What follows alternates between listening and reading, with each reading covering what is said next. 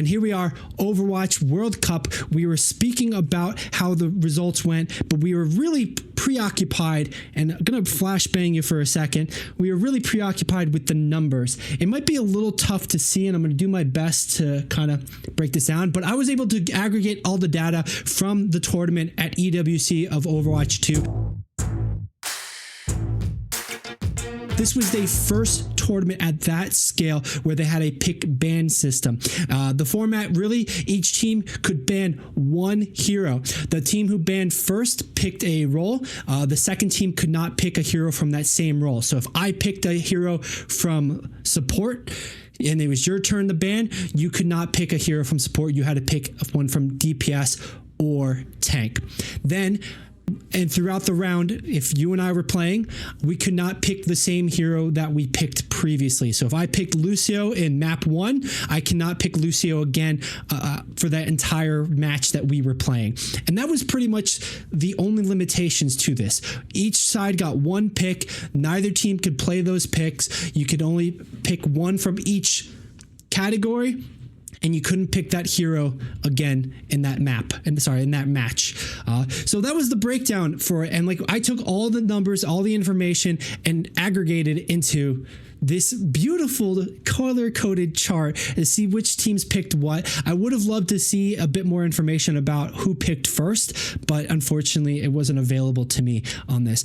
This chart and table might be a bit much for us to like sort through stuff. I can share this document. If you are interested, let us know on our social medias or here in the comments on the VOD, etc. I'll happily share it with those who want it, need it. But I was able to then take that information and kind of break it down into better sort of visuals and better aggregates and takeaways analysis. It's going to be a little bit hard to kind of overall see. There we go. So here, first and foremost, let me get us into view. This is the first chart. We had the heroes banned. This was all the heroes that were picked throughout the map. And our number one most picked hero that was banned was Winston, followed by Lucio. Then it was D.Va, Baptiste, and Ana. So you have three of the support heroes being banned the most, with Winston actually being the most banned. Nick, just taking a look on this, it's kind of hard to see. Just help you out a little bit. I don't know if you have any takeaways just from the initial numbers here, but what do you see? What are you thinking with this stuff? There's only one tank, so obviously, like, the tanks are, for the most part, like pretty valuable bans just overall. And then you can see a couple of the tanks that really just do not matter for bans. Like, they're not impactful, and we can see exactly which supports should be getting banned or should be getting played, right? And it's probably because they fit so well into like so many, like Lucio just in general. The movement speed alone is like, right. Traversing maps is pretty broken in any competitive game that has map movement, mobility, right? If you have macro and micro play. Yeah, mobility is huge. So in any it's game. Always going to be huge. And they probably should have limited that, but hey, it's Blizzard for you. Let's move it around. I wonder too because in the top 5 heroes, you've got 2 tanks and 3 supports, right? You've got Winston, D.Va, which are both dive characters. You've got Ana, Lucio, and Baptiste. Baptiste is more of a poke, sort of. Maybe bunker comp in the old days, but like it's a poke, it's a brawl healer. Ana is a dive healer, but Ana also fits into a lot of different comps. You can play her differently for each one. And then Lucio just gets people there, gets people moving quick, and can fit into a lot of different things. It was interesting to see this happening in the top 5 picks for bans were those showing that like tanks kind of define the meta, which we kind of knew. Tanks will establish the team composition. You base it off of what tank you're playing. But then D.Va and Winston have been kind of strong in recent patches. Lucio, Ana, Baptiste are super playable in the current patch. But like, what's funny, because last week we were talking about Crazy Raccoon strategy, and we'll look at this in a second when we go break it down by team, what they picked. But like in 3 of their 5 matches of the brackets, Crazy Raccoons picked Kiriko like first, right? They knew that was a thing that would inhibit them. So like some of their picks and the strategies there maybe was just to enable what they wanted to do and not to limit their team. The enemy team, I mean. And I think that's what the data is ultimately going to show too, that we saw a lot of different strategies for picking and banning. Like, why are you going to pick Roadhog in this meta, in this situation? You know, I think it was only done once or twice. And like, I remember the Wrecking Ball getting picked to like try to like reduce out the Winston play because they'd already picked Winston or something, right? You know, but I think I saw Jake said this on the Unculturable podcast too. Like, and it makes a lot of sense. I didn't catch this game, but there was a comp. This pick ban system gave us an opportunity to see a Diva May composition. When would you ever see a Diva May composition? That's wild to me to think about, and like that did happen, and it was competitive. So super interesting. Yeah, it's definitely like one thing I wanted to point out would be maybe like one of the things that's like popping through my head, like while we look at these pick and bans and stuff like that, is like, you know, Lucio and Kiriko. Sorry, I'm moving back. Lucio and Kiriko, right?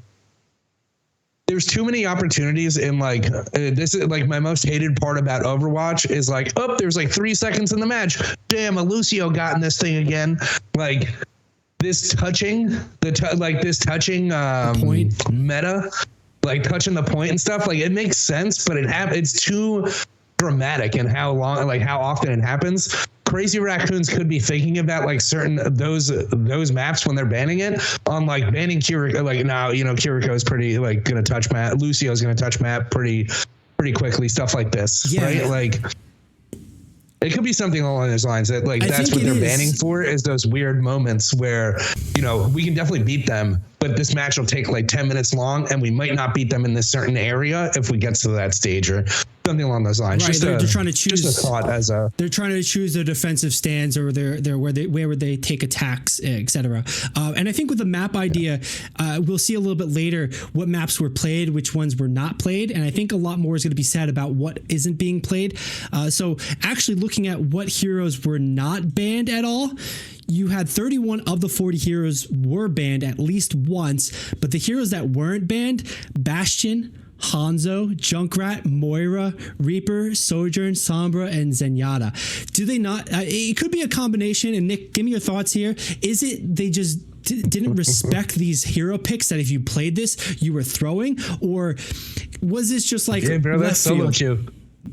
That's roll queue right there. Like, it's like, besides like, you know, Genji being included in that list, like this is my experience with Overwatch. It's like, oh, that kid's on Hanzo. I think you should switch off Hanzo. He's not really good on this team. Like, I'm playing Hanzo. Like, it doesn't matter. Well, same thing with like Junkrat. Like, they're just not like they're like solo queue characters for me in my brain. That's the kind of question too. Like, these are weaker characters in this current meta, in this current patch cycle? Because like, yeah, you have a Sombra who might be more of a solo queue, but I think devs have said that she's got like a 45% win rate overall across the board, which when you're talking about these caliber of teams, you can't really compare them to comp because comp's a shit show.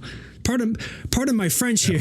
Comp is a fucking shit show. People do not know how to play, and like it is a lot of fun, and like there are good players on it, but like the difference from comp to the Overwatch League or to these professionals like is astronomical. It's a chasm. So like, and I know Sojourn has gotten a nerf recently, and like, has it been so much where like they just don't think and feel she's even a threat? So like, we're not even gonna think about her. Hanzo is a little bit of that. Bastion, and like, they might be the niche characters. Zen one's crazy. The Zen one's really like, crazy. Zen's pretty like. Zen is like not being banned. Like it's probably just like it probably leads more credence to what I was saying before with like just banning these movement support heroes so they can't get touches or weird like weird positioning and stuff like that. Like, don't ban Zen because he's like immobile, but he's a super solid, like. But I think the strength of Zenyatta here, decently, like the strength of Zenyatta, maybe it was a gentleman's agreement where we're in a kaiju meta where the tanks are basically just Godzilla and King Kong running around, and you're enabling them. Anna's nade is incredible for that. Lucio just getting the run faster is incredible for that. But then you've got Zenyatta with the Discord orb, which would have a lot of value too.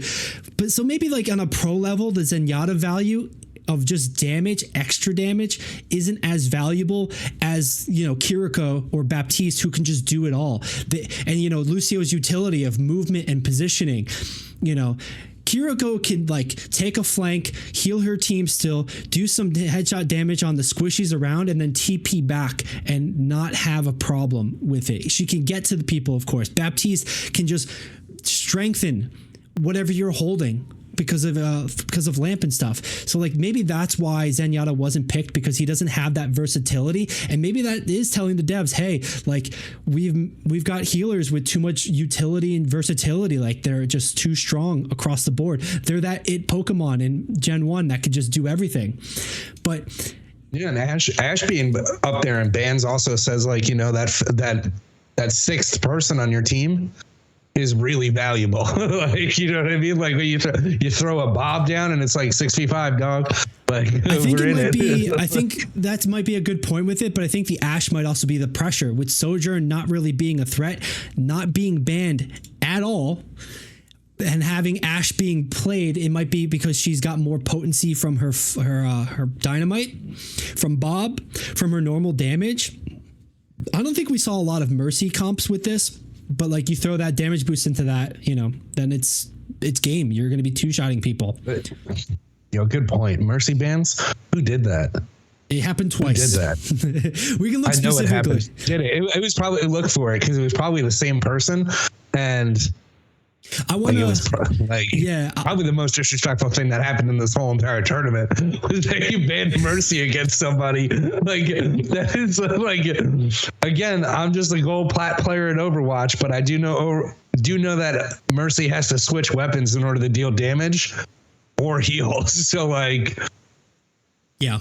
It feels bad. I don't know. I want to go into the maps being played, and then later let's take a look at who banned Roadhog and who banned Mercy. What kind of disrespect and salt, or just they were burning whatever they were cooking. Maybe it was that kind of strategy. But here we are with the maps played. And the map that was played the most, that was picked to play the most, was Midtown, with 38 instances of playing that map. New Queen Street only got 2 as a push, but kind of straightforward. I think the better information that we're going to aggregate from this is seeing what was played and then what wasn't played. Control maps were played the most, maybe because just opening, it's a better different decider, but then they chose to go to the control maps 24% of the time, almost 25, 36 out of total 145. Only 4 out of the total 7 maps were picked, leaving Antarctic Peninsula, Nepal, Oasis, and Samoa not getting played at all.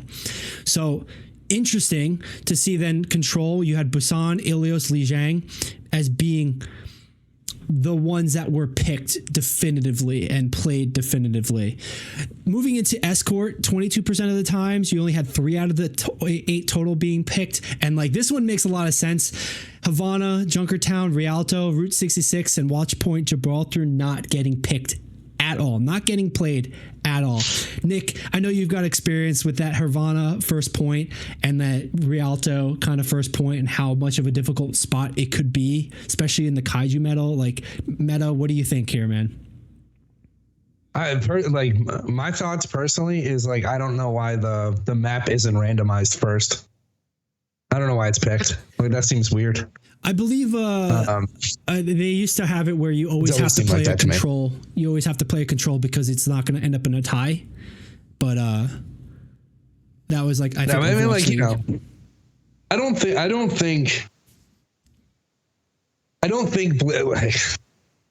think that they're like too bad, really. But I think it's probably only. I think it's less difficult now when we have like one less tank, right? to push past these like points. But it also feels like, you know, we haven't really figured out, the game hasn't like gotten into like its full stride, even though this is like, you know, the 13th year that Overwatch has been out, and it's 2 games. 8 years in, it's 2 different development teams. I don't think it's found its stride yet. Yeah. Well, that's a thing too. So, sorry to jump in, but that's a thing too, where people are kind of like saying Runesapi is the newest map. It was played here. Runesapi was played 28 times, 3rd place. Tied for 3rd place or 4th place technically, and for that being the newest map, it had a lot of options, and it's a push map, so maybe that's a game mode thing, maybe that's a strategy thing or a meta thing, but like maybe that's also where they found their stride. The Colosseo changes, another push map, recently has felt really good, so maybe they're finally figuring it out, this new development team for Overwatch, and with a competitive focus and not a /PvE focus. They're figuring it out, but you know, it's a good point, like how it impacts, you know, competitive play, what they're looking at, these high level individuals, what they want to do. Because what really strikes me and looking at the other maps I haven't played, Esperanza here, it's another push map. They played 3 out of the 4 push maps, but they did not play Esperanza. And I would think in a Winston meta where Winston is strong, where Diva is strong, Esperanza has historically been good for that comp, and like nobody picked it. So like, it's probably due to the fact that like the other heroes just benefit more from the other maps, right? Like it's not like your tank is important for choosing like your team comp, like your overall style for the most part, like how you're going to play it. But how beneficial your other heroes move through the map, because if we talk about Diva, we talk about the monkey, like they're getting through the map. It doesn't matter. They're going through the map. So like maybe it's just more about the fact that like when we're picking 3 out of 8 of the escort maps, it's really just about how your teammates and how your other heroes are moving through the map, because you don't really have to worry about Diva. You don't have to worry about Lucio. You don't have to worry about Winston. So it's probably more along the lines of like DPS that really... Yeah, you know, which makes sense, right? Like if DPS are dictating really like what maps you're picking to play, that could be it. But again, you know, it could also be Scrimbucks. I'm a cloud gold flat player. It could also be Scrimbucks. You know, they have a strategy for these maps, and like it takes time and effort and energy to figure out what works and what doesn't work. So they're not going to include every map. They're not going to have a full-blown strategy. They're going to maybe have an improvised one if they end up on Esperanza. It's just wild that no team has kind of felt that Esperanza was a good choice with a DPS setup, with a tank setup, with a matchup against the other team enemy setup. And that was one that really shocked me in this meta, in this situation. Going into maps played by teams, generally speaking, this is a basically saying, how many games did each team play, right? So looking at this, ROC Esports played the least amount of maps, meaning they played the least amount of games, only 9. MKers with 11, but the most here, Toronto Ultra. Toronto Ultra played the most games, meaning they went closest to like a best of 7s, the most out of any teams. Yeah. Our first place winner of the average team here. Our first place team, Crazy Raccoons, only had 23 maps. They were able to finish things quickly to their benefit, whereas Rock finished things quickly. Literally a no-hitter, not getting a single win in the maps won. But the maps won part is really, again, saying, you know, Toronto Ultra playing the most maps, winning 19 of the ones they played. Crazy Raccoons winning 21 of the 23 that they played. So really showing, you know, what happened here. I don't think ROC isn't even on here because, the chart's not charting anything based on anything you didn't win. All right. So I'm going to bring us over into the full screen here as I switches back, Nick. We're going to take a look at, just briefly, who banned Roadhog and who banned Mercy. Hey, Billy here. Wanted to take a quick minute to let you know a few different things. If you enjoyed the video so far, please consider liking and subscribing. It really helps us out and it tells the algorithm to share it with more people. You can find the Esports Meta live every week on Twitch and YouTube. It's where we film the podcast or hang out, play games, and chat. If social media is more your vibe, check us out on Instagram, TikTok, Threads, or Twitter if you use Threads. Does anybody use Threads? This is a video game community that's excited to talk about esports, so jump into the conversation conversation. Of course, you can find more videos like this here on YouTube. Just hit that subscribe button right there or there. Thanks for watching, and let's get back to the show. But to do that, I'm going to swap into a different, there we go, band. I'm going to go A to Z here. And I don't want to get you guys dizzy by scrolling through this super fast, but I want to bring us to that point. All right. And kind of interesting enough, we've got Crazy Raccoon as the team that banned Roadhog. And they did it against ROC Esports, and they did it against Gaming Gladiators. Disrespect. It's just disrespect. It's absolutely just disrespect.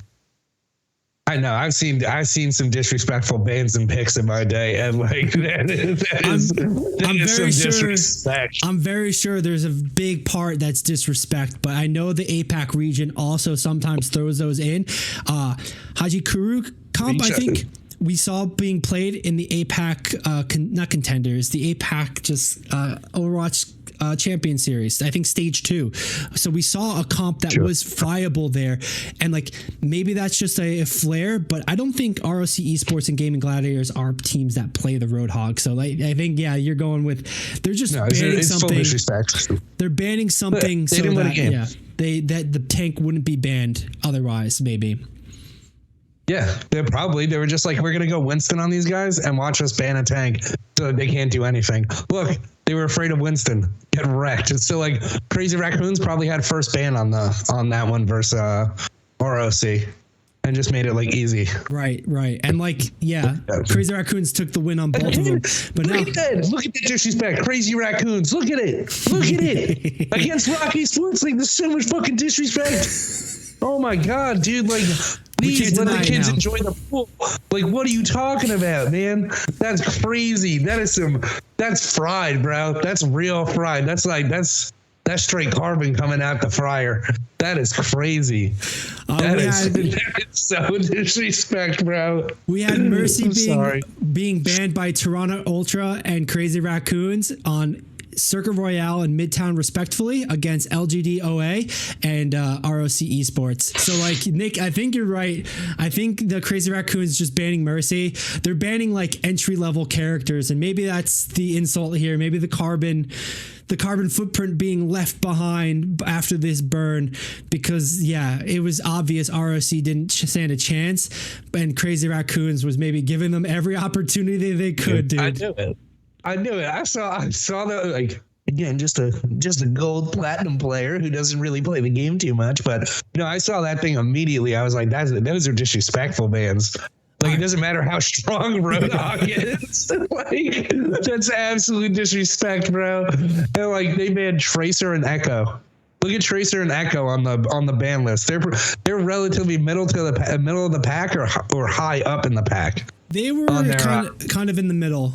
DPS in general were, I think, in the middle. Echo had 11 times banned, and like it was all across the board. Echo's been a strong tank buster and flying character, can really pressure, has a high mobility for that like flying Tracer version. And then we go to Tracer, and I think because of the armor, Tracer's been a little bit weaker, so she's been more of a backline assassin. We take a look at Tracer here. Tracer was only banned 5-6 times, and across the board, it wasn't the same team banning her every single time or every single match. So super interesting to see that, where it's like DPS didn't matter. It makes not that it didn't matter, right? Because like if we look at Crazy Raccoon's bans. Like look at Crazy Raccoon's bands versus like I'm gonna switch this back real quick I'm gonna switch this back real quick, and so I don't give you guys whiplash changing it, and I'm gonna bring us into which team sort of A to Z, and okay, here we go. So here's Crazy Raccoons, and here's what they banned across the board, and what team, etc. So yeah, man. So you look at it, they have actually hold on a second. Sorry, hold on a second. I'm going to bring this back here because I think I have a... yes, okay, great. Based on what we were seeing right there, right? We can easily see that like DPS is not the biggest ban in it, but they did ban DPS. And again, it's probably due to the fact of like the map that they're playing on, because map has to be decided first, right? Like, yes, yeah. So Like, it's probably due to the fact that the map that they're playing on decided the bans, and anytime that they banned a tank was because they got first tank ban, probably. Like, they got first ban. Right, and like part of the DPS bans might be because they couldn't ban the thing they wanted to or something else, right? Like if you ban a tank, you can't ban a second tank. So they might have been stuck with going with the next big thing. And that was the interesting part about how surgical these comps would be. I would love to see more information about who got to ban first and how many times each role was banned first, second, or third. I think that would really illuminate a lot of information and strategy for us here. But like it was crazy to see how surgical you could be and how many different ways you would try to dismantle a comp. Like you take out that Echo and they can't run that specific dive anymore. And then you take out the Diva and they can't run that same dive anymore. And like, are they going to be strong enough to complete that dive, or would they have to pivot to something else? And then maybe the map is Shambali. So now they're going to want to run more like a Ram rush comp or something, Sigma poke comp, and like that's a lot of the strategy that we're looking at here. But specifically, we're looking at Crazy Raccoons. The character they banned the most was Kiriko and Ramatra. So they were very anti Ram Rush, which I think makes sense for some of the teams they were playing. It was just like, especially like a Toronto Ultra, an NA team that would like to play a rush style comp a bit more here and there. And then Kiriko, we saw it made a lot of sense because that Kiriko might be enabling the enemy team to sustain through their dive.